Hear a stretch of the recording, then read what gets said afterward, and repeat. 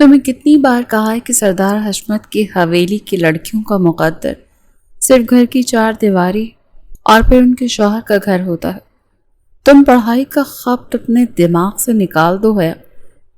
بیگم سلمہ کی کڑکدار آواز اس وسیع و عریض کمرے میں گونجی، جہاں پرانے وضع کے بھاری اخروٹ کی لکڑی کے فرنیچر اور مدھم روشنی نے ایک عجیب سی گھٹن پیدا کر رکھی تھی۔ یہ گاؤں کی سب سے بڑی اور پرانی حویلی تھی۔ بیگم سلمہ خود بھی اس حویلی کے رنگ میں رنگی ایک روبدار خاتون تھیں، جن کے چہرے پر حویلی کے سخت اصولوں اور سردار حشمت کے خوف کی چھاپ واضح تھی۔ ان کے سامنے سرخ قالین پر حیا بیٹھی رو رہی تھی۔ وہ اس گھر کی سب سے چھوٹی اور لاڈلی بیٹی تھی، جس کا گورا رنگ اور خوبصورتی کسی کو بھی مسحور کر سکتی تھی۔ حیا کی بڑی بڑی سیاہ آنکھوں میں ہمیشہ ایک خوف سا رہتا تھا، لیکن آج ان آنکھوں میں بغاوت کی ہلکی سی جھلک تھی۔ وہ عام طور پر بہت خاموش طبع اور فرما بردار تھی، لیکن آج بات اس کی زندگی اور مستقبل کی تھی۔ اماں، آپ نے بڑی آپا کے ساتھ بھی ایسا ہی کیا تھا، اور ان کی زندگی بھی اس حویلی کی نظر ہو گئی۔ میں ایسا نہیں ہونے دوں گی، مجھے پڑھنا ہے، میں اپنی زندگی ضائع نہیں کر سکتی۔ حیا نے اپنے دوپٹے سے آنسو صاف کرتے ہوئے مضبوطی سے جواب دیا، اور اس کا چہرہ رونے کی وجہ سے سرخ ہو رہا تھا۔ زبان مت چلاؤ حیا، سردار صاحب نے تمہاری شادی سردار دلاور کے بیٹے شہروز سے طے کر دی ہے، اور تم جانتی ہو کہ اپنے بابا کو ان کا فیصلہ ہمیشہ حتمی ہوتا ہے۔ بیگم سلمہ نے غصے سے اسے گھورا اور آگے بڑھ کر اس کا بازو پکڑا۔ میں یہ شادی نہیں کروں گی اماں، مجھے کالج جانا ہے، میں کالج جانا چاہتی ہوں، پڑھنا چاہتی ہوں۔ میں ہاتھ جوڑتی ہوں آپ کے سامنے، میرے ساتھ ایسا ظلم نہ کریں۔ میں شہروز جیسے انسان سے شادی نہیں کرنا چاہتی، مجھے بس پڑھنے دیں۔ حیا ان کے قدموں میں گر کر رونے لگی، اور اس کی سسکیوں نے بیگم سلمہ کو اندر تک ہلا دیا۔ وہ جانتی تھی کہ سردار دلاور کا بیٹا شہروز کیسا اجٹ اور گنوار انسان ہے، اور حیا جیسی نازک لڑکی اس کے ساتھ کبھی بھی خوش نہیں رہ سکتی گی۔ چپ کر جاؤ حیا، اگر تمہارے بابا نے سن لیا تو قیامت آ جائے گی۔ تم جانتی ہو نا اپنے بابا کو، وہ کسی کی بغاوت برداشت نہیں کرتے۔ بیگم سلمہ نے گھبرا کر بھاری لکڑی کے دروازے کی طرف دیکھا، جو صحن کی طرف کھلتا تھا۔ کیا ہو رہا ہے اس کمرے میں؟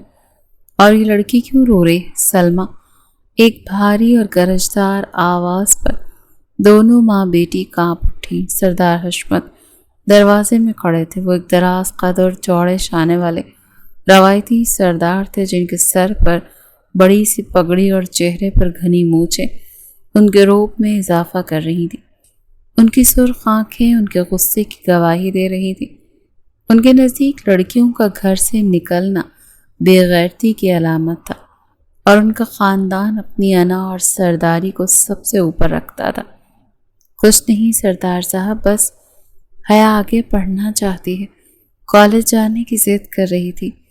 میں اسے سمجھا رہی ہوں کہ آپ اس کی پڑھائی مکمل ہو گئی ہے، ہمارے خاندان میں لڑکیاں اس سے زیادہ نہیں پڑھتی۔ بیگم سلمہ نے ڈرتے ہوئے جواب دیا، اور حیا کو اپنے پیچھے چھپانے کی کوشش کی۔ کالج جانے کی ضد؟ سردار حشمت کی بیٹی ہو کر یہ ایسی بات سوچ بھی کیسے سکتی ہے؟ سلمہ، تم نے اسے کیا سکھایا ہے؟ حویلی کی لڑکیاں باہر نہیں جاتی۔ سردار حشمت بھاری قدموں سے آگے بڑھے اور کمرے میں داخل ہوئے۔ بابا، مجھے پڑھنا ہے، میں آپ کے چچا دلاور کے بیٹے سے شادی نہیں کروں گی، بلکہ میں تو شادی ہی نہیں کرنا چاہتی، میں آگے پڑھنا چاہتی ہوں۔ آپ پلیز مجھے کالج جانے دیں، میں آپ کی ہر بات مانوں گی، آپ جیسا کہیں گے میں ویسا ہی کروں گی، کبھی آپ کی عزت پر حرف نہیں آنے دوں گی۔ حیا نے ہمت کر کے ماں کے پیچھے سے نکل کر کہا، حالانکہ اس کے ہاتھ کانپ رہے تھے۔ سردار حشمت نے غصے سے ہاتھ اٹھایا، لیکن بیگم سلمہ درمیان میں آ گئی۔ خدا کے لیے سردار صاحب، بچی ہے، نادان ہے، آپ اس پر ہاتھ نہیں اٹھائیں گے، میں اسے سمجھا لوں گی۔ بیگم سلمہ نے روتے ہوئے منت کی، اور سردار حشمت کو پیچھے ہٹنے پر مجبور کیا۔ اسے سمجھا لو سلمہ، ورنہ کل ہی میں دلاور کو بلوا کر شہروز کے ساتھ اس کی بات پکی کر دوں گا اور اس کا گھر سے نکلنا بالکل بند۔ سردار حشمت یہ کہہ کر غصے سے کمرے سے باہر نکل گئے۔ دیکھ لیا تم نے ہے، آپ خوش ہو؟ تم نے اپنے بابا کا غصہ دیکھ لیا نا؟ اب وہ تمہارا گھر سے نکلنا بھی بند کر دیں گے۔ بیگم سلمہ نے صوفے پر گرتے ہوئے کہا اور ان کی آنکھوں میں آنسو تھے۔ اماں، دلاور چچا تو بابا سے بھی زیادہ سخت ہے، اور آپ شہروز کو بھی جانتی ہیں، وہ ایک جاہل انسان ہے، میں اس کے ساتھ مر جاؤں گی۔ پلیز امی میری مدد کریں۔ حیا ان کے گلے لگ کر پھوٹ پھوٹ کر رونے لگی۔ اس کی حالت دیکھ کر بیگم سلمہ کا دل کٹ گیا۔ وہ بظاہر بہت سخت تھیں، لیکن اندر سے آخر وہ تھیں تو ایک ماں ہی، جس کا دل اپنے بچوں کے لیے آنسو دیکھ کر پھٹ جاتا تھا، اور اسی سے اپنے چھوٹی بیٹی کو اس طرح سے برباد ہوتے وہ کیسے دیکھ سکتی تھی۔ اٹھو حیا، رونا بند کرو۔ میں سردار صاحب سے بات کروں گی، میں انہیں مناؤں گی کہ وہ تمہیں کالج جانے کی اجازت دے دیں، چاہے مجھے ان کے پیروں میں ہی کیوں نہ گرنا پڑے۔ میں تمہاری زندگی برباد نہیں ہونے دوں گی۔ بیگم سلمہ نے اس کی آنکھوں میں دیکھتے ہوئے ایک پختہ ارادے سے کہا، سچ اماں، آپ بابا کو منا لیں گی؟ میں آپ کی زندگی بھر مشکور رہوں گی۔ حیا نے خوشی سے روتے ہوئے اپنی امی کے ہاتھ چومے۔ ہاں، میں منا لوں گی، لیکن میری کچھ شرطیں ہوں گی جو تمہیں ہر حال میں ماننی پڑیں گی، اور اگر تم نے ایک بھی شرط توڑ دی تو میں خود تمہارا کالج جانا بند کروا دوں گی۔ بیگم سلمہ کا لہجہ اب ایک ماں کے بجائے ایک سخت نگران جیسا ہو گیا تھا۔ میں آپ کی ہر شرط مانوں گی اماں، بس مجھے پڑھنے دیں۔ آپ جو کہیں گی میں کروں گی۔ سن لو، پھر تم کالج صرف پڑھنے جاؤ گی، وہاں کسی قسم کی کوئی دوستیاں نہیں کرو گی، نہ ہی فضول باتوں میں وقت ضائع کرو گی۔ تم گھر سے مکمل پردے میں نکلو گی، اور کالج میں بھی اپنا عبایا اور نقاب کبھی نہیں اتارو گی۔ کوئی نامحرم تمہارا چہرہ نہیں دیکھے گا، اور یہ بات پلے باندھ لو۔ بیگم سلمہ نے اسے خاندانی روایات کا حوالہ دیتے ہوئے سختی سے تنبیہ کی۔ میں پردہ کروں گی اماں، میں کبھی نقاب بھی نہیں اتاروں گی۔ مجھے پردہ کرنا پسند ہے، اور یہ تو ہمارا مذہب بھی سکھاتا ہے۔ سب سے اہم بات، کالج سے چھٹی ہوتے ہی سیدھی گھر آؤ گی، کوئی آؤٹنگ، کوئی بازار جانا نہیں ہوگا۔ اگر سردار صاحب کو تمہاری کوئی بھی شکایت ملی تو اسی دن تمہارا کالج جانا بند ہو جائے گا۔ بیگم سلمہ نے اسے آخری شرط بتائی جس پر حیا نے ان کا مان رکھنے کا وعدہ کیا۔ اگلے دن بیگم سلمہ نے سردار حشمت کو منانے کے لیے بہت منتیں کی۔ سردار صاحب، میں نے آپ سے کبھی کسی بات کے لیے فرمائش نہیں کی۔ باقی دونوں بیٹیوں کے لیے بھی آپ نے جو فیصلہ کیا، میں نے کبھی آپ کے فیصلے کے آگے کوئی بات نہیں کی۔ پہلی بار میں آپ سے کچھ مانگ رہی ہوں، آپ حیا کو آگے پڑھنے کی اجازت دے دیں۔ سردار حشمت پہلے تو بالکل نہیں مانے۔ تم جانتی ہو نا، ہمارے خاندان میں لڑکیاں کالج میں نہیں جاتی، بلکہ ہم تو انہیں گھر سے باہر نکلنے کی بھی اجازت نہیں دیتے۔ پھر بھی میں نے اپنی بیٹیوں کو میٹرک تک تعلیم دلوائی ہے، بس اب اس سے زیادہ اور کچھ نہیں۔ سردار صاحب، وہ بھی بہت ذہین بچی ہے، وہ اپنا مستقبل بنانا چاہتی ہے۔ آج کل تو زمانہ بھی بہت طویل ہو چکا ہے۔ میں حیا کی طرف سے ہر طرح کی ذمہ داری اٹھاتی ہوں، آپ بس اس کو کالج جانے کی اجازت دے دیں۔ بیگم سلمہ کی ضد پر آخر کار وہ بھی کچھ نرم پڑ گئے، اور سخت شرائط کے ساتھ انہوں نے حامی بھر لی تھی۔ صبح سویرے حویلی کے بڑے صحن میں خاموشی تھی جب حیا سیاہ عبایا اور نقاب پہن کر اپنی ماں کے سامنے کھڑی ہو گئی۔ بیگم سلمہ نے اس کا ماتھا چوما اور سخت لہجے میں اسے آخری بار نصیحت کی۔ یاد رکھنا ہے، تمہارے کاندھوں پر سردار حشمت کی عزت رکھی ہے۔ کالج کی رنگینیوں میں اپنے گھر کی روایات مت بھول جانا، سیدھی جانا اور سیدھی واپس آنا۔ حیا نے نظریں جھکا کر فرما برداری سے جواب دیا۔ اماں، آپ بے فکر رہیں، میں آپ کا اور بابا کا مان کبھی نہیں توڑوں گی۔ میری منزل صرف میری پڑھائی ہے، اور میں جانتی ہوں یہ حویلی کی لڑکیوں کا مقام کیا ہے۔ ڈرائیور گاڑی نکال کر لایا تو حیا خاموشی سے پچھلی نشست پر بیٹھ گئی۔ گاڑی کے دروازے بند ہونے کی آواز کے ساتھ ہی حیا کا دل زور زور سے دھڑکا۔ یہ اس کی زندگی کا پہلا سفر تھا جو حویلی کی اونچی اور گھٹن زدہ دیواروں سے باہر تھا۔ کالج کی عمارت کے سامنے گاڑی رکی تو حیا نے گہرا سانس لیا اور باہر قدم رکھا۔ کالج کا ماحول حویلی کے ماحول سے بالکل مختلف تھا۔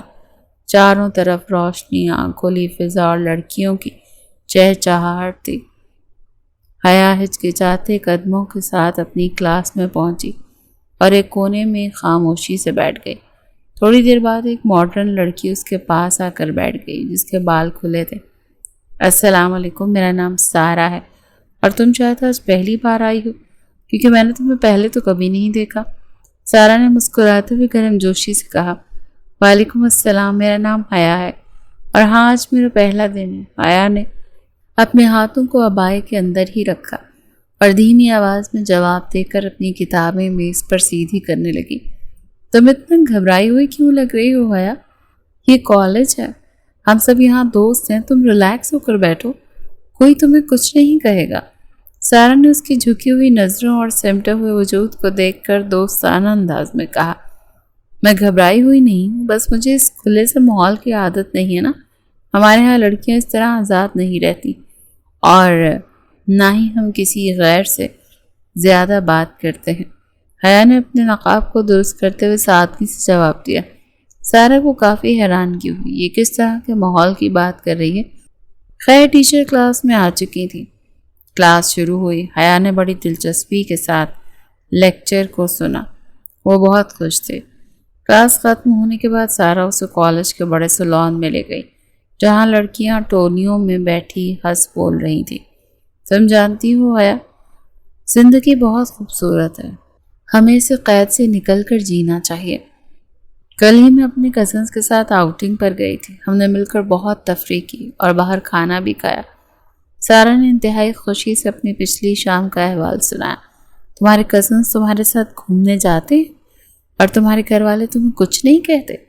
حیا نے شدید حیرت سے پوچھا، کیونکہ حویلی میں تو کزنز کا نام لینا بھی ایک جرم تھا اور مردوں کے سامنے جانا سختی سے منع تھا۔ ہاں بالکل جاتے ہیں، وہ سب میرے بھائیوں کی طرح ہیں۔ ہمارے گھر کا ماحول بہت دوستانہ ہے، ہمارے والدین کو ہم پر پورا بھروسہ ہے اور وہ ہمیں بیجا پابندیوں میں نہیں جکڑتے۔ ہم ہر موضوع پر ان سے بات کر سکتے ہیں، سارہ نے فخر سے بتایا۔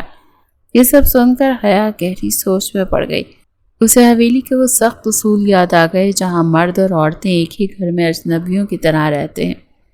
ہمارے گھر میں تو ایسا بالکل نہیں ہوتا، ہمارے ہاں مرد اور عورتیں الگ الگ رہتے ہیں۔ میرے بابا اور بھائی بھی ہم سے زیادہ بات نہیں کرتے، وہ بس اپنا روب جماتے ہیں اور ہمیں تو اپنے کزنز کے سامنے جانے کی بھی اجازت نہیں ہے، وہ ہمارے لیے بالکل نامحرم ہیں۔ حیا کی آواز میں ایک عجیب سی حسرت تھی، وہ اپنی قید کو سارہ کی آزادی سے ملا رہی تھی۔ تمہاری فیملی بہت پرانے خیالات کی ہے حیا، دنیا اب بہت آگے نکل چکی ہے، رشتے محبت اور اعتبار سے چلتے ہیں، ڈر اور خوف سے نہیں۔ تم اپنے اس خول سے باہر نکلو تو تمہیں اندازہ ہوگا کہ زندگی کتنی حسین اور جینے کے قابل ہے۔ سارہ نے ہمدردی سے اس کے کاندھے پر ہاتھ رکھا۔ ہمارے ہاں عورت کا مطلب صرف خاموشی ہے، اگر ہم اپنی مرضی سے سانس بھی لیں تو اس کی گونج حویلی کی دیواروں سے ٹکرا کر بابا کے غصے کی صورت میں ہی واپس آتی ہے۔ حیا نے سارہ کی طرف دیکھتے ہوئے جواب دیا۔ سارہ حیرانی سے اسے دیکھنے لگی۔ تو کیا تم لوگ ساری زندگی یوں ہی گزار دیتے ہو؟ مطلب تمہارے کوئی خواب نہیں ہوتے کیا؟ تمہارے خاندان کی لڑکیوں کا دل نہیں کرتا کہ تم بھی عام انسانوں کی طرح جیو، گھومو پھرو، ہنسو؟ سارہ کے لہجے میں بہت سے سوالات تھے۔ ہمارے خواب وہیں ختم ہو جاتے ہیں جہاں بابا کی مرضی شروع ہوتی ہے۔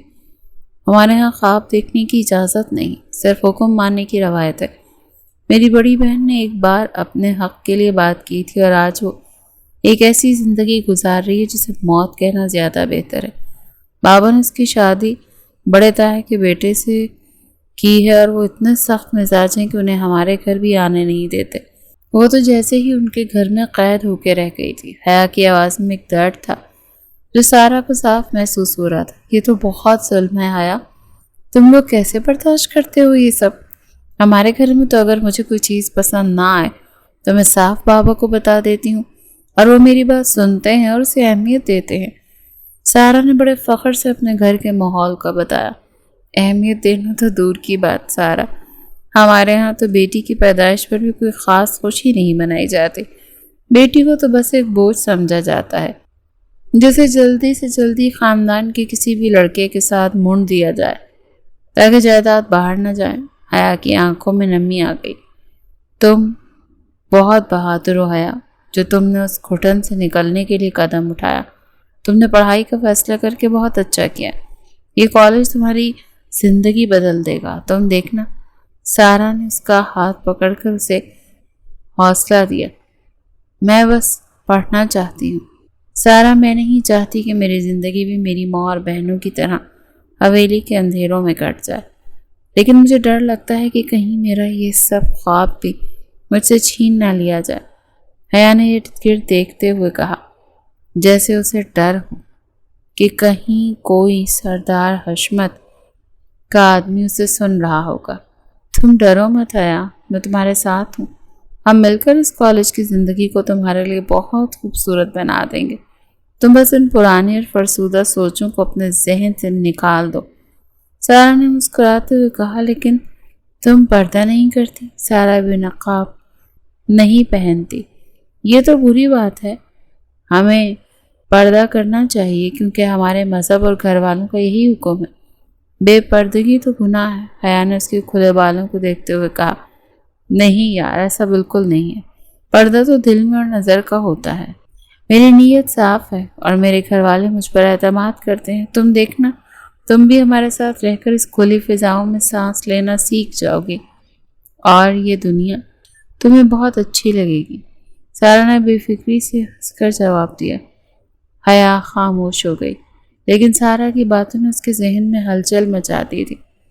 وہ سوچنے لگی تھی کہ اب واقعی باہر کی دنیا اتنی مختلف اور اچھی ہے یا اس کے گھر کے سخت اصول ہی زندگی کی اصل حقیقت ہے۔ حیا، ہم کینٹین چلتے ہیں، مجھے بہت بھوک لگ رہی۔ میں کینٹین نہیں جاؤں گی سارا، میری امی نے مجھے سختی سے منع کیا ہے کہ میں کلاس کے علاوہ کہیں نہیں جاؤں گی اور چھٹی ہوتے ہی سیدھا گھر واپس چلی جاؤں گی۔ ان کا مان نہیں توڑنا چاہتی میں۔ حیا نے فوراً انکار کر دیا۔ یار، کینٹین جانے میں کیا حرج ہے؟ ہم کون سا کالج سے باہر جا رہے ہیں، ہم بس کچھ کھا پی کر آ جائیں گے، تم اتنا مت گھبراؤ۔ سارا نے اسے منانے کی کوشش کی، نہیں سارا، مجھے مجبور مت کرو، اگر کسی نے مجھے وہاں دیکھ لیا تو میرے بابا مجھے زندہ کاٹ دیں گے۔ تم جاؤ، میں یہیں لان میں تمہارا انتظار کرتی ہوں۔ حیا نے مضبوطی سے جواب دیا، ٹھیک ہے، جیسی تمہاری مرضی، ابھی واپس آتی ہوں۔ سارا یہ کہہ کر کینٹین کی طرف چلی گئی اور حیا اکیلی بینچ پر بیٹھی اپنے ارد گرد کی آزاد دنیا کو دیکھنے لگی۔ حیا ہر لڑکی اپنی مرضی سے ہنس بول رہی تھی اور یہاں کوئی ان پر پہرا دینے والا نہیں تھا۔ سارا اسے اکیلا چھوڑ کر کینٹین کی طرف چلی گئی اور حیا خاموشی سے بینچ پر بیٹھی ارد گرد کے آزاد ماحول کو دیکھ رہی تھی کہ اچانک سارا کا موبائل بجنے لگا۔ حیا نے ڈرتے ہوئے اسکرین کی طرف دیکھا جہاں ایک انجان نمبر چمک رہا تھا۔ اس نے سوچا کہ فون نہ اٹھائے، لیکن پھر سارا کی کسی مجبوری کا خیال آتے ہی اس نے کانپتے ہاتھوں سے کال اٹھا لی۔ ہیلو، حیا نے نہایت دھیمی اور لرزتی ہوئی آواز میں کہا۔ ہیلو مسز رضوان، مجھے آپ کی میٹنگ کی تمام فائلز فوری ای میل کر دیں کیونکہ کلائنٹس کسی بھی وقت پہنچنے والے ہیں۔ دوسری طرف سے ایک بھاری اور روبدار مردانہ آواز ابھری۔ ایک نامحرم مرد کی بھاری آواز سن کر حیا کے ہاتھوں سے فون گرتے گرتے بچا۔ اس کے ماتھے پر پسینہ آ گیا۔ جی نہیں، آپ کو غلط فہمی ہوئی ہے، یہ تو میری دوست سارا کا نمبر ہے اور ابھی تو وہ کینٹین گئی ہے۔ حیا نے ایک ہی سانس میں گھبرا کر جلدی سے جواب دیا اور اس کا دل خوف سے بری طرح دھڑک رہا تھا۔ دوسری طرف ڈرتی ہوئی اور کانپتی ہوئی آواز سن کر کچھ پل کے لیے وہ حیران رہ گیا۔ دوسری طرف چند لمحوں کی گہری خاموشی چھا گئی۔ فون کرنے والا شخص حیا کی اس قدر ڈری اور کانپتی ہوئی آواز سن کر کچھ پل کے لیے حیران رہ گیا۔ اوہ، مجھے معاف کیجیے گا۔ عریش کے لہجے کی سختی فوراً نرمی میں بدل گئی۔ شاید جلدی میں مجھ سے غلط نمبر ڈائل ہو گیا، میں نے آپ کو زحمت دی۔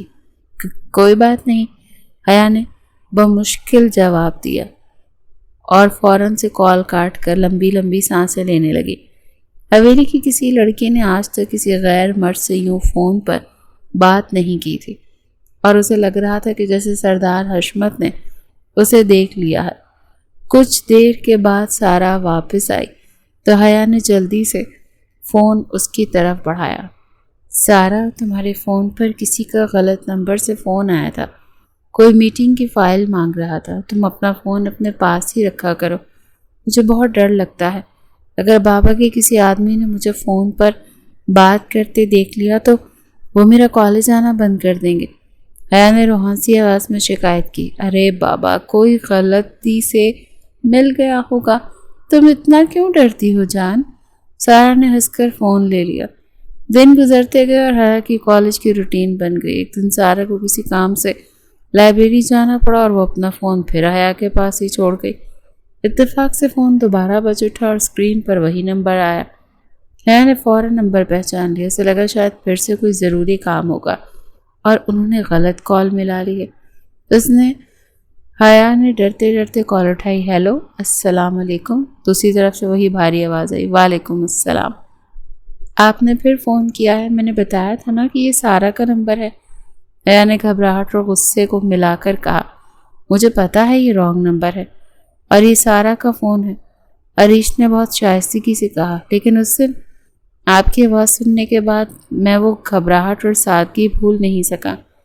میں نے بہت کوشش کی لیکن خود کو دوبارہ کال کرنے سے روک نہیں پایا۔ کیا میں جان سکتا ہوں کہ میں کس سے بات کر رہا ہوں؟ حیا کا سانس گلے میں اٹک گیا اور اس نے گھبرا کر ادھر ادھر دیکھا۔ دیکھیں، آپ کو خدا کا خوف ہونا چاہیے۔ میں ایک شریف اور پردہ دار گھرانے کی لڑکی ہوں۔ اگر میرے بابا کو پتہ چل گیا تو وہ میرا گلا دبا دیں گے۔ آپ دوبارہ اس نمبر پر کال ہرگز مت کیجیے گا۔ حیا نے سخت غصے کے عالم میں منت بھرے انداز میں کہا، آپ اتنا ڈر کیوں رہی ہیں؟ میرا کوئی غلط ارادہ نہیں ہے۔ عریش کی آواز میں ایک عجیب سا ٹھہراؤ اور سکون تھا۔ میرا نام عریش ہے اور میں ایک بزنس مین ہوں۔ میں تو بس آپ کی آواز سننا چاہتا تھا۔ آپ کی آواز میں ایک عجیب سی معصومیت ہے۔ کیا ہم تھوڑی دیر بات کر سکتے ہیں؟ مجھے آپ سے کوئی بات نہیں کرنی۔ آپ کو اندازہ نہیں ہے میرے گھر والے کتنے سخت ہیں، وہ میرا گھر سے نکلنا بند کر دیں گے۔ آپ مہربانی کر کے فون بند کر دیں۔ حیا کی آنکھوں میں آنسو آ گئے۔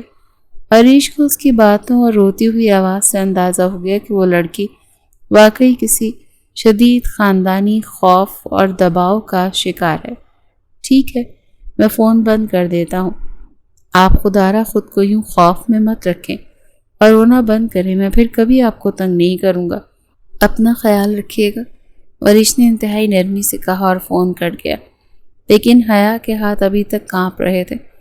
ایک طرف سردار حشمت کا خوف تھا اور دوسری طرف عریش کی آواز کا وہ نرم احساس تھا جس نے حیا کے دل میں ایک انجانی سی دستک دی تھی۔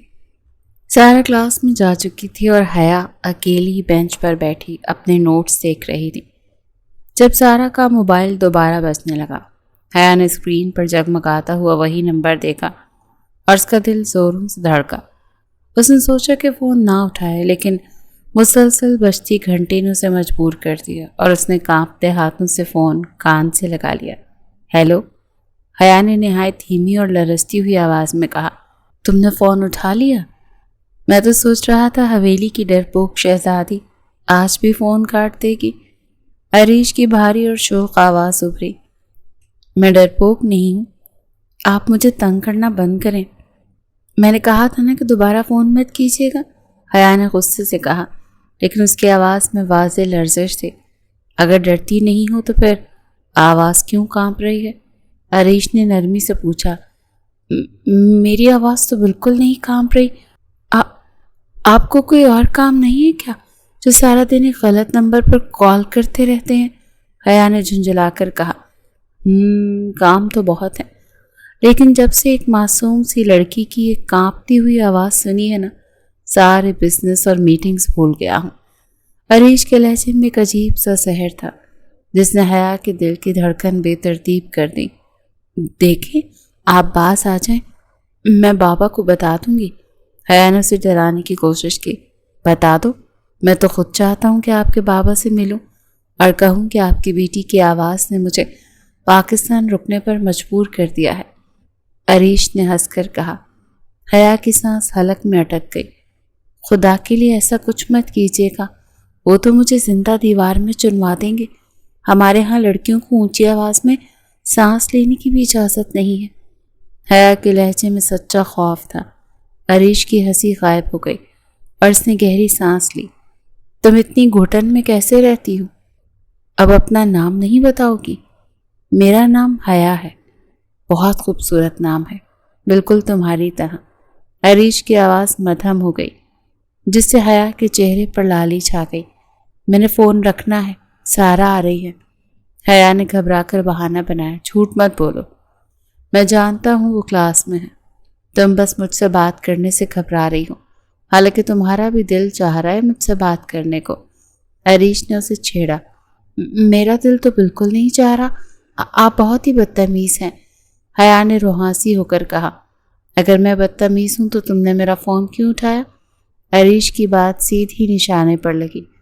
حیا کے پاس اس کی بات کا کوئی جواب نہیں تھا، وہ بس خاموشی سے فون پکڑے کھڑی رہی۔ مجھے پتا ہے تم ڈرتی ہو، لیکن مجھ پر اعتبار کرو، میں تمہیں کوئی نقصان نہیں پہنچاؤں گا۔ میں تو بس تمہاری اس قید تنہائی میں تمہارا دوست بننا چاہتا ہوں۔ عریش نے اسے تسلی دی۔ ہمارے ہاں دوستیاں نہیں ہوتی، خاص طور پر نامحرم لڑکوں سے تو بالکل بھی نہیں۔ بابا کہتے ہیں یہ سب خرافات ہیں۔ حیا نے سادگی سے اپنی حویلی کا قانون بتایا۔ بابا کو ہر بات بتانا ضروری تو نہیں ہے نا، کچھ باتیں تو صرف اپنے تک رکھنی چاہیے، جیسے کہ ہماری یہ بات چیت۔ عریش نے اسے پیار سے سمجھایا۔ آپ کو مجھ سے کیا چاہیے؟ میں ایک سیدھی سادی سی لڑکی ہوں، مجھے ان سب باتوں کا نہیں پتہ۔ حیا کی آواز میں ایک معصومیت تھی۔ مجھے کچھ نہیں چاہیے، بس جب تم کالج میں اکیلی ہوتی ہو تو مجھ سے بات کر لیا کرو۔ میں لندن کا ایک بور انسان ہوں، مجھے تمہاری سادہ سی باتیں بہت اچھی لگتی ہیں۔ تو کیا خیال ہے حویلی کی ڈرپوک شہزادی، کیا ہم دوست بن سکتے ہیں؟ عریش نے دوبارہ پوچھا۔ میں ڈرپوک نہیں ہوں، حیا نے فوراً کہا۔ تو پھر دوستی منظور ہے؟ عریش نے مسکرا کر پوچھا۔ حیا نے دل میں ایک عجیب سی گدگدی سی محسوس کی، اور عریش کی آواز میں ایک ایسا تحفظ تھا جو اسے سردار حشمت کی حویلی میں کبھی محسوس نہیں ہوا تھا۔ صرف تھوڑی دیر کے لیے ہی بات کروں گی، اور میں آپ کو بابا کی کوئی بات نہیں بتاؤں گی، حیا نے شرط رکھی۔ منظور ہے۔ عریش کی بھاری آواز میں ایک گہری مسکراہٹ چھپی تھی۔ اب جلدی سے مجھے بتاؤ کہ آج ناشتے میں کیا کھایا تھا تم نے؟ یوں حیا نے حویلی کے ڈر سے نکل کر پہلی بار اپنی زندگی کا ایک نیا ورق پلٹا، جہاں عریش کی صورت میں ایک دل کو چھو لینے والا احساس اس کا منتظر تھا۔ 1 سال کا عرصہ کیسے گزرا حیا کو خود بھی اندازہ نہیں ہوا۔ عریش کی بھاری اور محبت بھری آواز اب اس کی زندگی کی سب سے بڑی عادت بن چکی تھی۔ وہ کالج کے لان کے ایک سنسان کونے میں بیٹھی فون پر عریش کی باتیں سن رہی تھی، اور اس کا دل معمول سے کہیں زیادہ تیز دھڑک رہا تھا۔ حیا، میری بات غور سے سنو، میں نے ایک بہت اہم فیصلہ کیا ہے۔ کیا فیصلہ؟ اب مجھ سے مزید انتظار نہیں ہوتا، میں تم سے شادی کرنا چاہتا ہوں حیا۔ عریش کے ان الفاظ نے حیا کے وجود میں ایک سنسنی دوڑا دی۔ یہ آپ کیا کہہ رہے ہیں عریش؟ آپ پاگل ہو گئے ہیں؟ حیا کی سانس حلق میں اٹک گئی اور اس کے ہاتھ کانپنے لگے۔ میں بالکل ہوش میں ہوں، اور اپنے پورے ہوش و حواس میں تمہیں اپنی زندگی بنانا چاہتا ہوں۔ یہ ناممکن ہے عریش، آپ میرے بابا سردار حشمت کو نہیں جانتے، وہ مجھے جان سے مار دیں گے۔ حیا روحانسی ہو گئی۔ کوئی سردار میرا کچھ نہیں بگاڑ سکتا، تم صرف میری ہو اور تمہیں مجھ سے کوئی نہیں چھین سکتا۔ عریش کی آواز میں ایک مردانہ وجاہت اور ضد تھی۔ ہماری کبھی ملاقات بھی نہیں ہوئی، آپ نے تو آج تک میرا چہرہ بھی نہیں دیکھا، پھر آپ مجھ سے کیسے محبت کرتے ہیں اور کیسے شادی کر سکتے ہیں؟ حیا نے اسے حقیقت یاد دلانے کی کوشش کی۔ مجھے تمہاری شکل سے کوئی غرض نہیں ہے حیا، میں تمہاری روح اور تمہاری اس حیا سے جڑ چکا ہوں جو تمہاری ہر بات میں جھلکتی ہے۔ عریش کے الفاظ حیا کے دل پر دستک دے رہے تھے۔ یہ سب فلمی باتیں ہیں عریش، حقیقت بہت تلخ ہے۔ میرے گھر والے تو مجھے کزنز کے سامنے بھی نہیں جانے دیتے، وہ ایک نامحرم کو کیسے قبول کریں گے؟ حیا کے آنسو بہنے لگے۔ عریش کی بھاری سانسوں کی آواز فون پر حیا کے کانوں سے ٹکرا رہی تھی، اور حیا کا اپنا دل پسلیوں سے باہر آنے کو بےتاب تھا۔ عریش کا یہ جنون حیا کے لیے بالکل نیا اور مدہوش کر دینے والا تھا۔ میں 1 سال سے صرف تمہاری وجہ سے اس ملک میں رکا ہوا ہوں، ورنہ میرا سارا کاروبار لندن میں ہے۔ میں نے اپنا سب کچھ یہاں شفٹ کر لیا صرف تمہارے قریب رہنے کے لیے، اور تم اسے فلمی باتیں کہہ رہی ہو۔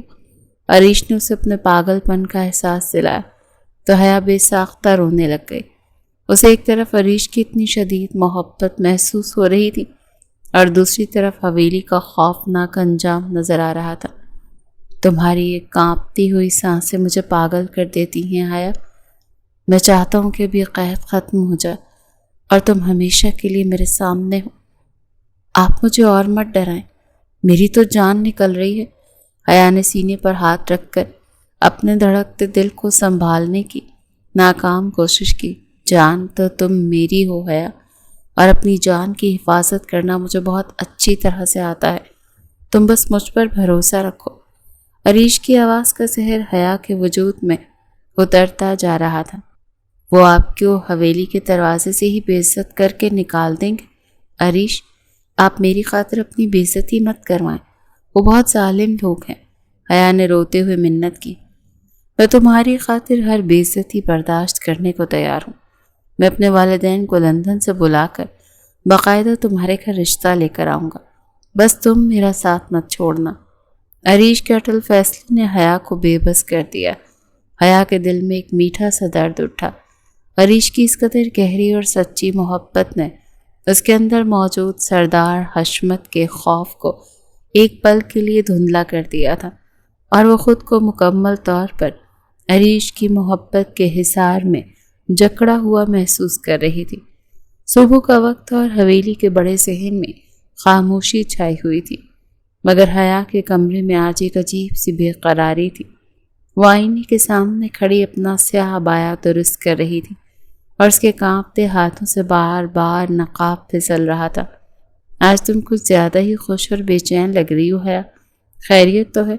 بیگم سلمہ کی اچانک آواز پر حیا کا دل زور سے دھڑکا اور اس نے گھبرا کر مڑ کر دیکھا۔ کچھ نہیں اماں، بس آج کالج میں میرا ایک بہت اہم ٹیسٹ ہے اور مجھے سارا سے مل کر تیاری کرنی ہے۔ حیا نے نظریں چراتے ہوئے جلدی سے بہانہ بنایا، لیکن اس کے چہرے کی لالی اور آنکھوں کی چمک تو کچھ اور ہی کہانی سنا رہی تھی۔ بیگم سلمہ نے اسے غور سے دیکھا اور قریب آ کر اس کا ماتھا چوما۔ اللہ تمہیں کامیاب کرے، لیکن یاد رکھنا بیٹی، باہر لان میں تمہارے بابا اپنے آدمیوں کے ساتھ بیٹھے ہیں، ان کی نظروں سے بچ کر سیدھی گاڑی میں بیٹھنا اور کالج سے سیدھی گھر آنا۔ تمہاری یہ خوشی کسی غلطی کا سبب نہ بن جائے۔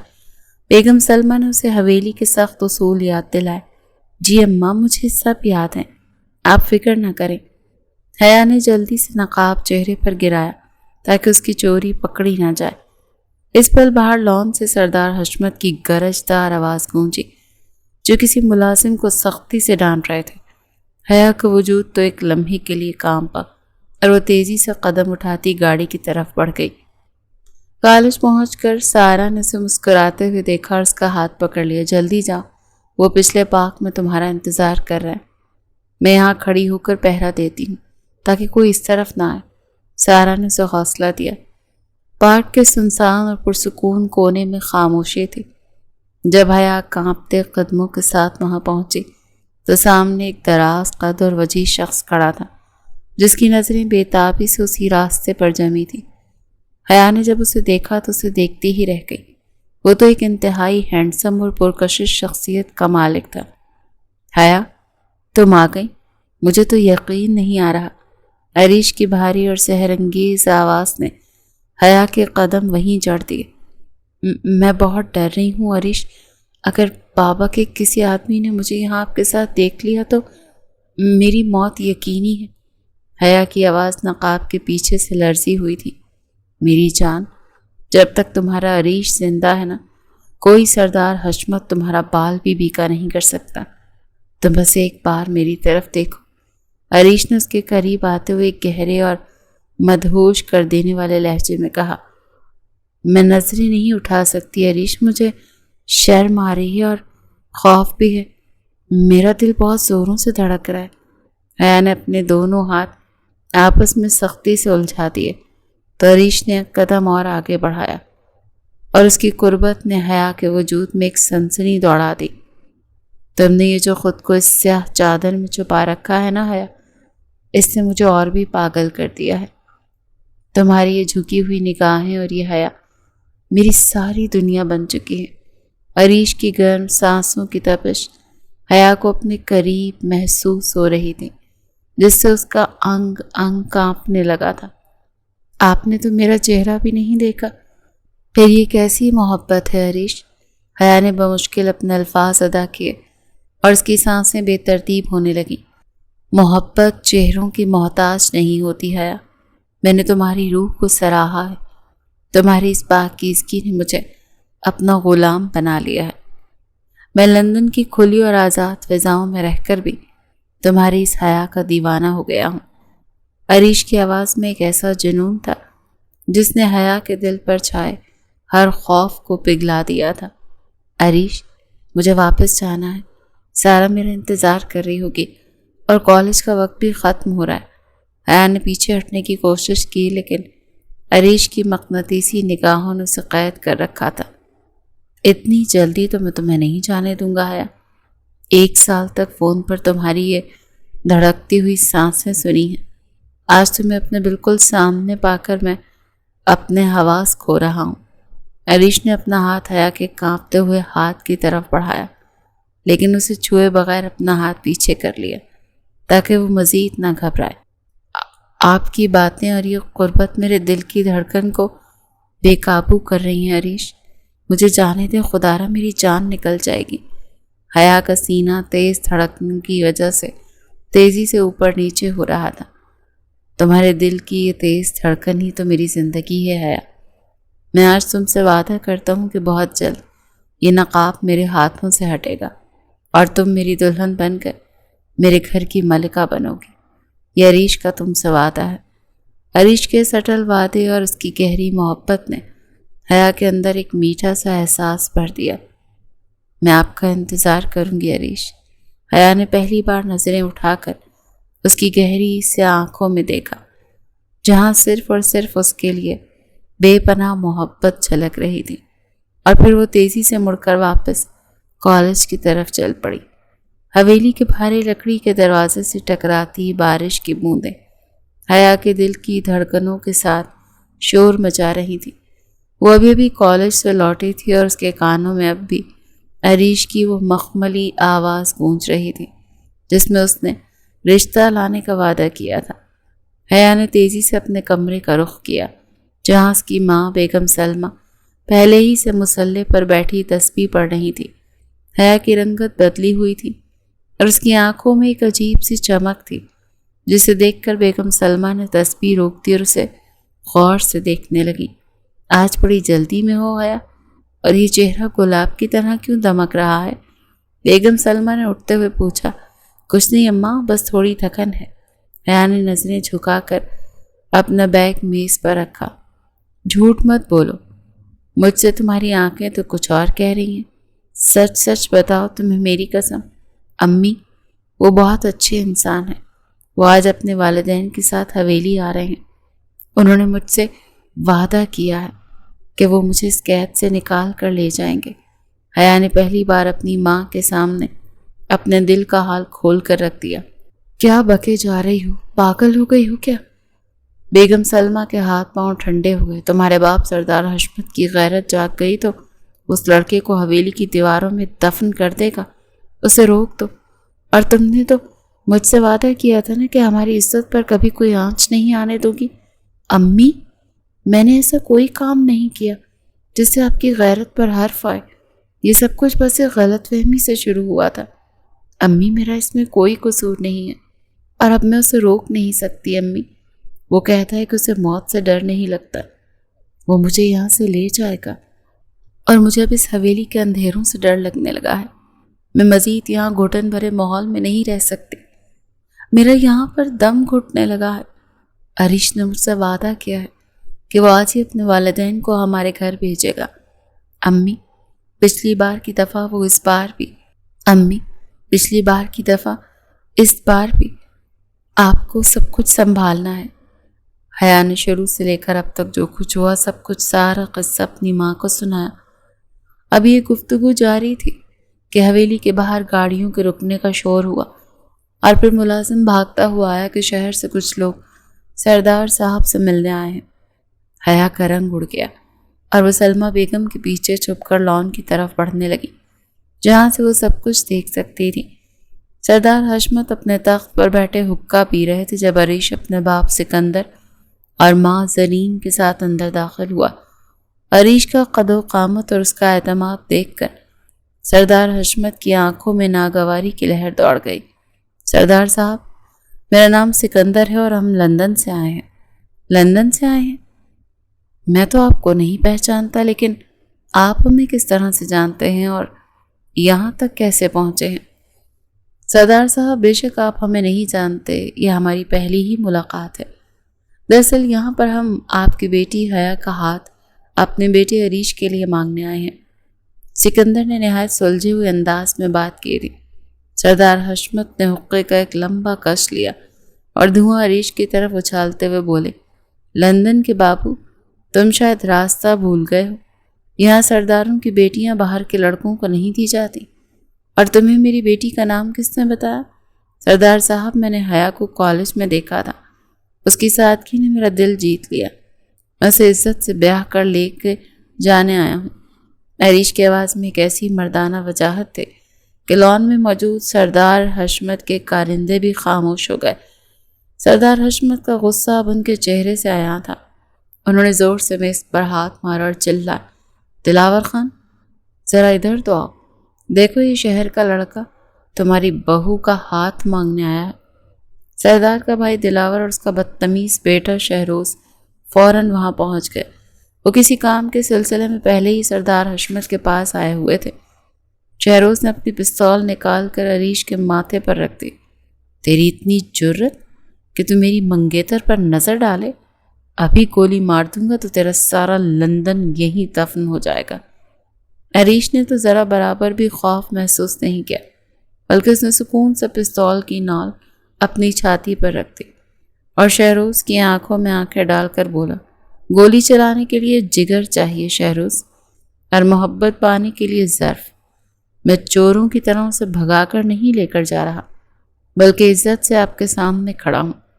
بندوقوں سے نہیں ڈرتا میں، نکل جاؤ یہاں سے۔ سردار حشمت نے غصے سے دانت پیستے ہوئے کہا، اس سے پہلے کہ میرا صبر جواب دے دے، یہاں سے دفع ہو جاؤ۔ حیا کا نکاح اگلے ہی ہفتے شہروز سے ہوگا اور یہ میرا آخری فیصلہ ہے۔ فیصلے تو آسمانوں پر ہوتے ہیں سردار صاحب، عریش نے مڑتے ہوئے کہا۔ میں جا رہا ہوں، لیکن یاد رکھیے گا، حیا صرف میری ہے اور میں اسے اس دوزخ میں مرنے نہیں دوں گا۔ میں دوبارہ آؤں گا اور اس بار خالی ہاتھ نہیں آؤں گا۔ عریش کے جاتے ہی سردار حشمت غصے سے پاگل ہو گئے۔ وہ اندرونی کمرے میں آئے جہاں حیا اور بیگم سلمہ کھڑی تھی۔ انہوں نے حیا کو بالوں سے پکڑ کر جھٹکا دیا اور اس کے چہرے پر ایک زوردار تھپڑ رسید کیا۔ تو یہ گل کھلائے ہیں تو نے کالج جا کر؟ اس آوارہ لڑکے کو اپنی شکل دکھائی ہے تو نے؟ نہیں بابا، خدا کے لیے میری بات سنے، وہ بس خاموش۔ اب تو اس کمرے سے تب نکلے گی جب تیرا جنازہ شہروز کے گھر جائے گا، اور اسے کمرے میں بند کر دو۔ سردار حشمت نے حکم دیا اور حیا کو فرش پر پھینک کر باہر نکل گئے۔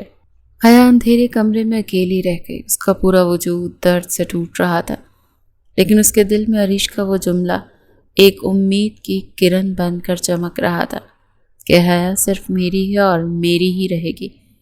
حویلی کے اس کال کوٹری نما کمرے میں حیا کو اپنا دم گھٹتا ہوا محسوس ہو رہا تھا۔ دیواروں پر جمی گرد اور پرانی لکڑی کی بو اسے جکڑ رہی تھی۔ اس کے گال پر سردار حشمت کے تھپڑ کا نشان اب نیلا پڑ چکا تھا، لیکن اس کے دل پر جو زخم لگا تھا وہ اس سے کہیں زیادہ گہرا تھا۔ وہ فرش پر بیٹھی کھڑکی کے جنگلے سے نظر آنے والے آسمان کو دیکھ رہی تھی، جہاں چاند بھی شاید اس کی بے بسی پر ماتم کر رہا تھا۔ اچانک کمرے کے بھاری دروازے کی زنجیر ہلی اور کواڑ چڑچڑاہٹ کے ساتھ کھلے۔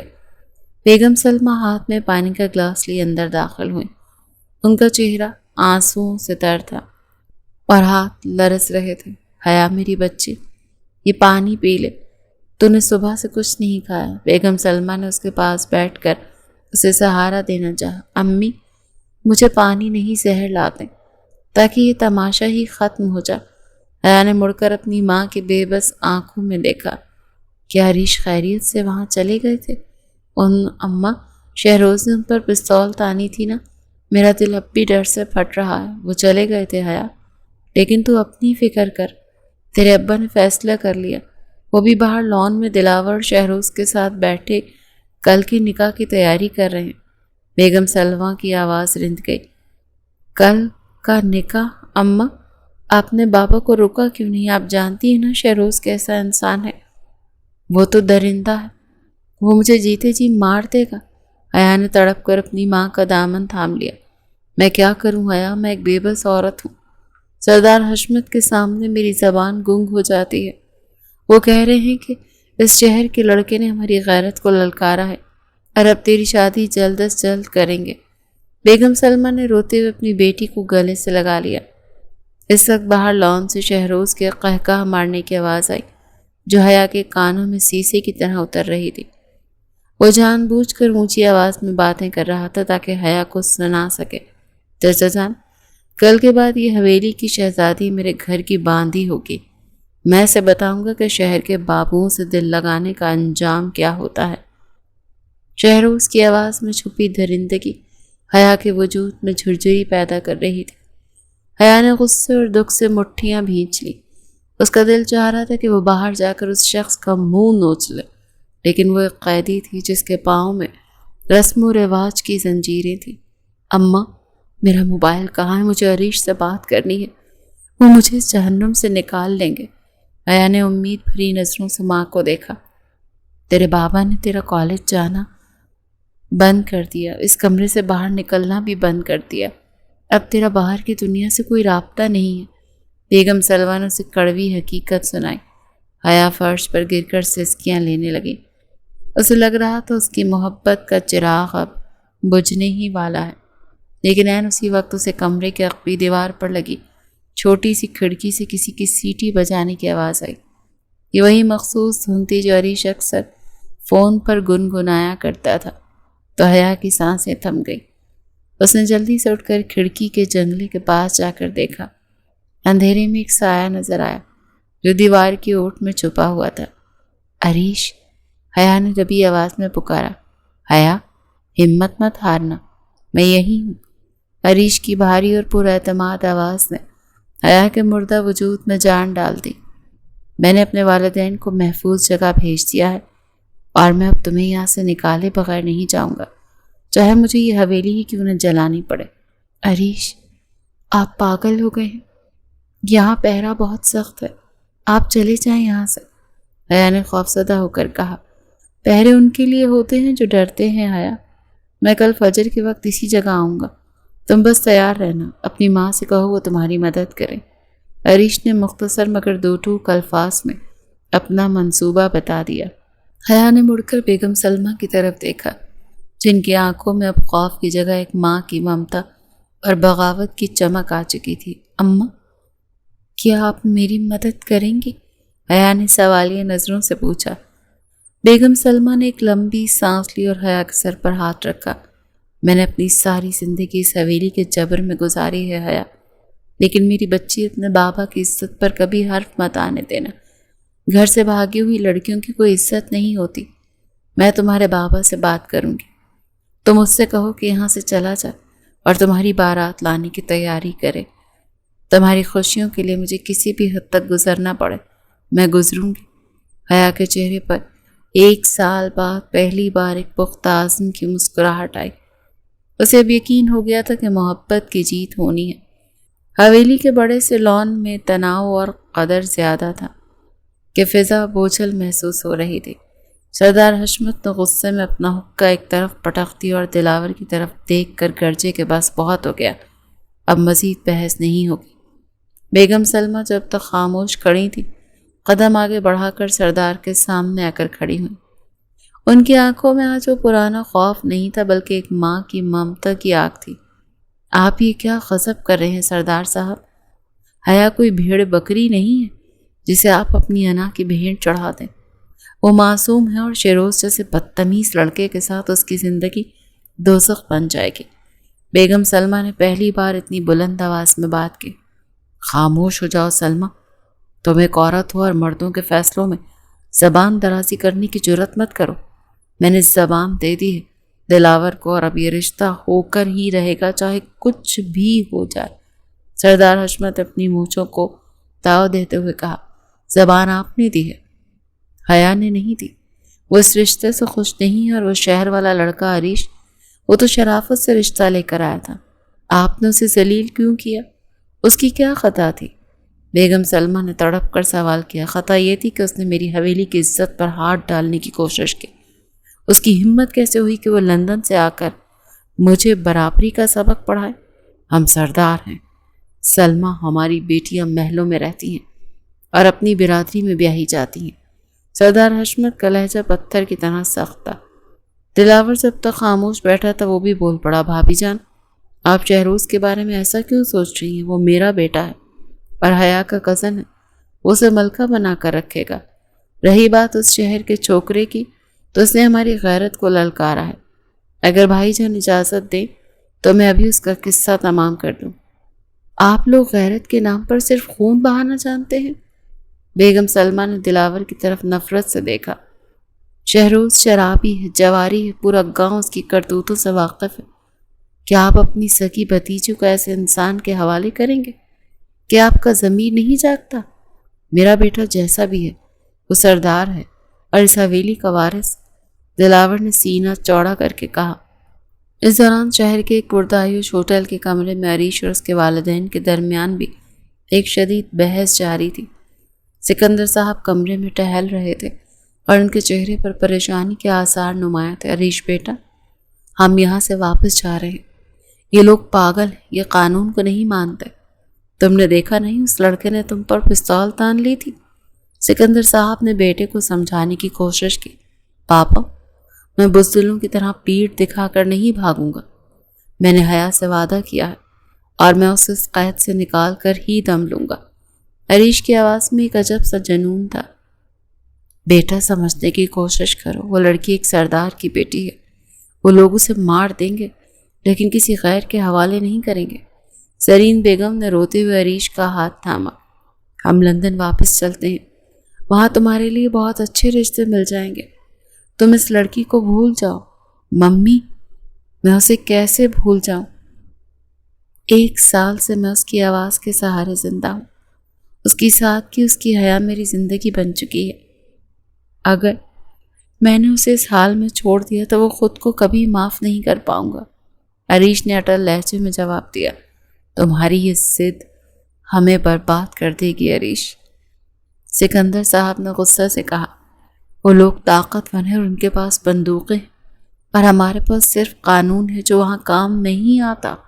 پاپا، محبت سے بڑی کوئی طاقت نہیں ہوتی۔ میں نے حیا کو پیغام بھیج دیا ہے کہ وہ کل فجر کے وقت میرا انتظار کرے گی۔ اگر آپ میرا ساتھ نہیں دینا چاہتے تو مت دیں، میں اکیلا جاؤں گا۔ عریش نے اپنی گاڑی کی چابی اٹھائی۔ واپس حویلی میں سردار حشمت اور بیگم سلمہ کا جھگڑا طول پکڑتا جا رہا تھا۔ سردار صاحب نے بیگم سلمہ کا بازو سختی سے پکڑ لیا۔ اگر تم نے اب دوبارہ اس شہر کے لڑکے کا نام بھی لیا تو میں تمہیں بھی اسی کمرے میں بند کر دوں گا جہاں حیا قید ہے۔ کل شام تک نکاح کی تیاریاں مکمل ہونی چاہیے۔ دلاور، تم جا کر شہروز سے کہو اپنی تیاری کر لے۔ آپ ظلم کر رہے ہیں سردار صاحب، اور یاد رکھیے گا کہ ظلم کی ٹہنی کبھی پھلتی نہیں ہے۔ آپ اپنی بیٹی کی بد دعا لے رہے ہیں۔ بیگم سلمہ نے روتے ہوئے کہا، بد دعا ہو یا دعا مجھے فرق نہیں پڑتا، مجھے صرف اپنی عزت عزیز ہے، اور وہ تبھی محفوظ رہے گی جب حیا شہروز کی بیوی بن جائے گی۔ سردار حشمت نے فیصلہ سنا دیا اور دالان سے باہر نکل گئے۔ بیگم سلمہ وہیں بیٹھ کر رونے لگی۔ انہیں اپنی بیٹی کا مستقبل تاریک نظر آ رہا تھا، لیکن ان کے دل میں ایک چھوٹی سی امید کی کرن اب بھی باقی تھی جو عریش کی صورت میں تھی۔ ادھر شہر میں عریش نے اپنے کچھ بھروسہ مند دوستوں کو فون کیا اور انہیں اپنی مدد کے لیے بلایا۔ پاپا، میں جا رہا ہوں، اگر مجھے کچھ ہو جائے تو حیا کا خیال رکھیے گا۔ عریش نے آخری بار اپنے باپ کی طرف دیکھا۔ رک جاؤ عریش، سکندر صاحب نے گہری سانس لی۔ اگر تم نے فیصلہ کر ہی لیا تو پھر تمہارا باپ تمہیں اکیلا نہیں چھوڑے گا، ہم ساتھ چلیں گے اور اس سردار کو بتائیں گے کہ محبت خریدنے کی نہیں بلکہ جیتنے کی چیز ہوتی ہے۔ زنی بیگم نے بھی اپنے آنسو پہنچے اور عریش کے سر پر ہاتھ رکھا۔ جا میرے شیر، اپنی محبت کو جیت کر لا، تیری ماں کی دعائیں تیرے ساتھ ہیں۔ رات کا پچھلا پہر تھا اور دونوں خاندان اپنی اپنی ضد اور انا پر قائم تھے۔ ایک طرف جبر کی دیواریں تھیں اور دوسری طرف محبت کا سیلاب جو ان دیواروں کو گرانے کے لیے بےتاب تھا۔ حیا اپنے کمرے میں بیٹھی جائے نماز پر آنسو بہا رہی تھی اور اسے یقین تھا کہ صبح کا سورج اس کے لیے نئی زندگی کی نوید لے کر آئے گا۔ اس بوجھل رات کا آخری پہر تھا جب بیگم سلمہ نے وہ ہمت جمع کی جو انہوں نے پچھلے 25 سالوں میں کبھی نہیں دکھائی تھی۔ وہ جانتی تھی کہ سردار حشمت کی انا کے سامنے سر اٹھانا موت کو دعوت دینا ہے، مگر آج ایک ماں کی ممتا نے خوف کو پیچھے چھوڑ دیا۔ سردار حشمت اپنے کمرے میں اکیلے بیٹھے حقہ پی رہے تھے اور ان کی آنکھوں میں غصے کی سرخی اب بھی نمایاں تھی۔ آج یہ ظلم نہیں کریں گے سردار صاحب، یہ رشتہ نہیں، یہ آپ اپنی بیٹی کو زندہ درگور کرنے جا رہے ہیں۔ بیگم سلمہ کی آواز میں لرزش تھی مگر لہجہ اٹل تھا۔ تم ابھی تک باز نہیں آئی سلمہ؟ میں نے کہہ دیا ہے نا کہ کل فجر کے بعد نکاح ہوگا۔ شہروز میرا بھتیجا ہے اور اسی حویلی کا خون ہے۔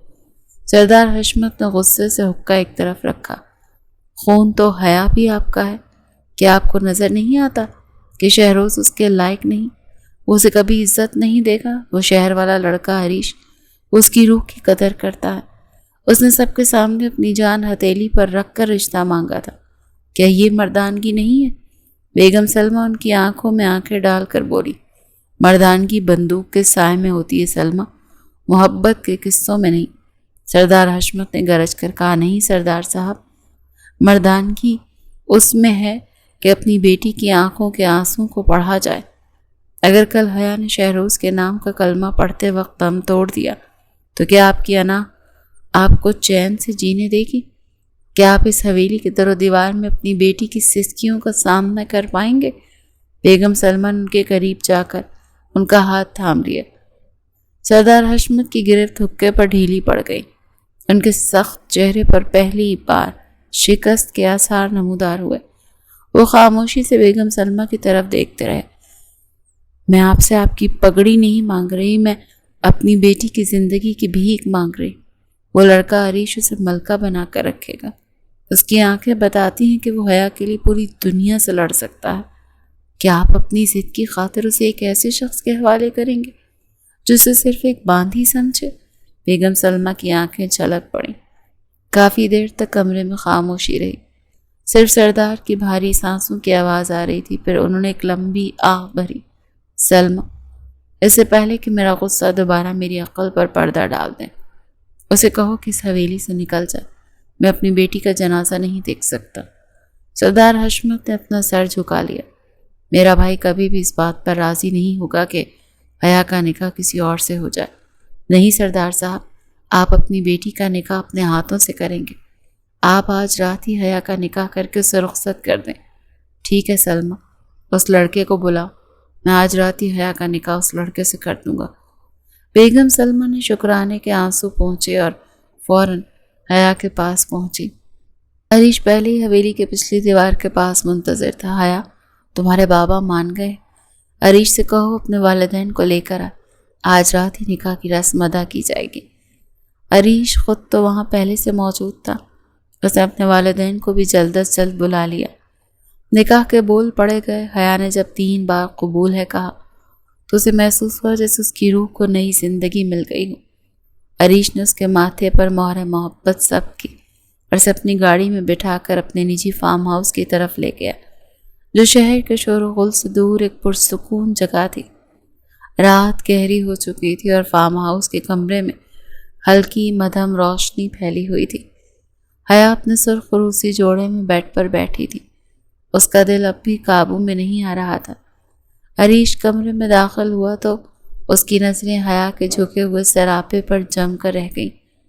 آج سے تم صرف میری ہو حیا، ہمیشہ کے لیے، عریش نے اس کے قریب بیٹھتے ہوئے دھیمی آواز میں کہا۔ تو حیا نے شرما کر نظریں اٹھائیں تو عریش کی آنکھوں میں موجود شدید طلب اور محبت نے اسے مسحور کر دیا۔ عریش نے آہستہ سے اس کے چہرے سے گھونگھٹ ہٹایا اور اس کے کانپتے ہوئے لبوں پر اپنے لب رکھ دیے۔